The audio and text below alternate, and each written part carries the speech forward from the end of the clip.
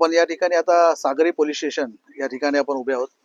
त्याचं कारण असं आहे की काल या ठिकाणी उत्तम चॅरिटेबल ट्रस्टच्या नावाने एक ट्रस्ट चालू होती। फैयाज आलम डॉक्टर म्हणून त्या ठिकाणी कार्यरत होते। त्याच ठिकाणी एक पेशंट आलाय ग्लॅस्टन गोन्साल्विस। हे त्या ठिकाणी आल्यानंतर त्यांनी कुठलं तरी त्याला सलाईन लावलं, इंजेक्शन दिलं आणि 15 ते 20 मिनिटांमध्ये त्याचा मृत्यूमुखी झालेला। तर मला हे कळत नाही की हे अनरजिस्टर्ड डॉक्टर आहेत, लक्षात घ्या। आम्ही नगरपालिकेकडनं आता कन्फर्मेशन सगळं केलेलं आहे। अनरजिस्टर्ड डॉक्टर या ठिकाणी मीराबाईंजवळ वावरत आहेत आणि लोकांना मारण्याची सुपारीच घेतली आहे का, असं मोठा एक प्रश्न निर्माण झालेला आहे। त्यामुळे आम्ही सागरी पोलीस स्टेशनला या ठिकाणी आलेलो आहोत। सिनियर साहेबांना आम्ही भेटलेलो आहे आणि त्यांना या डॉक्टरला आणि जे चॅरिटेबल ट्रस्ट, उत्तम चॅरिटेबल ट्रस्ट जे असतील ह्यांना 24 तासाच्या आतमध्ये अटक करा, नाहीतर आम्ही रस्ता रोको आंदोलन करू आणि या ठिकाणी फार मोठा उद्रेक होईल अशी त्यांनी आम्ही चेतावणी दिली पत्राच्या माध्यमातून। त्यामुळे यांनी दखल घ्यावी आणि नगरपालिकेतर्फे आम्ही कन्फर्मेशन झालेलं आहे, डॉक्टर पडवळ साहेबांची कन्फर्मेशन झालेलं आहे की हा डॉक्टर बोगस आहे आणि चॅरिटेबल ट्रस्ट पण बोगस आहे, कारण कुठला रजिस्टर्ड नंबर नाहीये त्याच्यामध्ये आणि कुठल्याही प्रकारचं त्याच्यामध्ये नोंदणी नसलेलं हे चॅरिटेबल ट्रस्ट चालवत आहेत।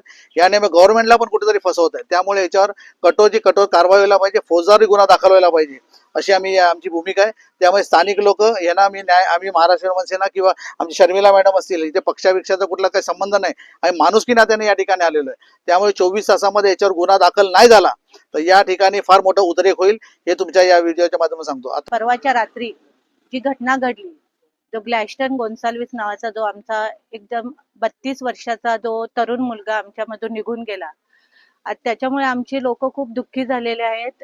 आणि त्याचं कारण म्हणजे एका दिवसामध्ये त्याला ऍडमिट केलं, एक अर्ध्या तासामध्ये त्याच्याबरोबर जी ट्रीटमेंट केली, जे डॉक्टर फैयाज आलम म्हणून आहेत, जे एक छोटंसं एक हॉस्पिटल चालवतात, त्या ट्रीटमेंटच्या दरम्यानमध्ये त्यांच्याकडून जो हलगर्जीपणा झाला त्याच्यामुळे ह्या आमच्या तरुणाचा मृत्यू झालेला आहे। तर त्या डॉक्टरांवर गुन्हा दाखल करावा आणि त्यांचं जे हॉस्पिटल आहे त्वरित सील करावं अशी मागणी करण्यासाठी पोलीस स्टेशनला आम्ही आलेलो आहोत। कारण हा जो फैयाज आलम म्हणून जो डॉक्टर आहे, त्यांचं जे हॉस्पिटल आहे ते रजिस्टर नाही आहे। आता अशाच प्रकारची अनेक हॉस्पिटल किंवा असे डिस्पेन्सरी आमच्याकडे असतील, त्याची पण इन्क्वायरी पोलिसांमार्फत व्हावी, महापालिकेमार्फत व्हावी। अन्यथा अशी जर इन्क्वायरी आणि या बाबतीत जो हलगर्जीपणा केला जाईल तर त्या बाबतीत आम्ही आमच्याकडून कठोर कारवाई तर केलीच जाईल, आंदोलन केलं जाईल। परंतु अशा ह्या सगळ्या जे बोगस डॉक्टर आहेत त्यांच्यावर त्वरित कारवाई करावी अशी आम्ही मागणी करत आहोत। नमस्कार, मी गॉडविन बोलतोय। काल मृत्यू झाला त्याचा भाऊ ग्लॅस्टन याचा भाऊ बोलतोय।